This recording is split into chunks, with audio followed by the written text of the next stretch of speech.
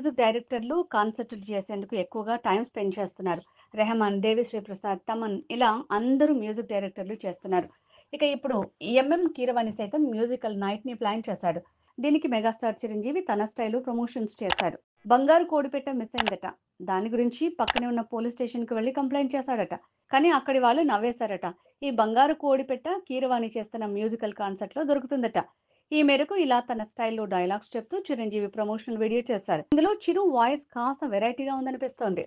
ఇక కీరవాణి మ్యూజికల్ కాన్సర్ట్‌కి చిరు ప్రమోషన్ చేసిన ఈ వీడియో ఇప్పుడు నెట్టింట్లో బాగానే ట్రెండ్ అవుతోంది.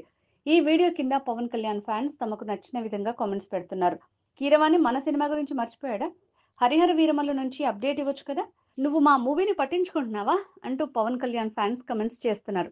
టాపిక్ ఏదైనా సరే పవన్ కళ్యాణ్ ఫ్యాన్స్ తమకు నచ్చినట్టుగానే కావాలని కోరుకుంటున్నారు. అక్కడ మ్యూజికల్ ఈవెంట్ టాపిక్ ఉంటే దానికి మాత్రం స్పందించకుండా ఇలా హరిహర వీరమల్లు అప్డేట్ అంటూ హంగామా చేస్తున్నారు.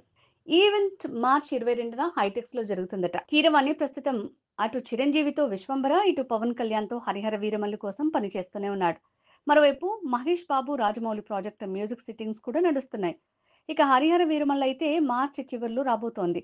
అయితే ఎటువంటి మార్పు లేదు.